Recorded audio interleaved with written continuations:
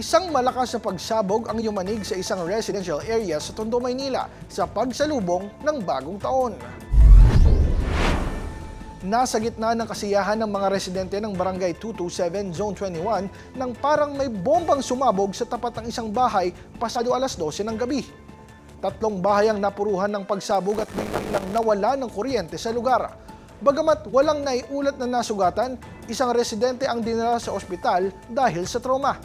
Tinatayang 5 pamilya ang naapektuhan. Nasira din ang iba't ibang ari-arian tulad ng mga tricycle at motorsiklong dumaraan o nakaparada sa kalsada. Hindi pa matukoy kung anong uri ng paputok ang sumabog, ngunit ayon sa barangay, kahawig ito ng walang paputok na sangkot sa naunang insidente sa kalapit na lugar. Pangako ng mga otoridad, mananagot at ipakukulong ang sinumang responsable sa pagsabog.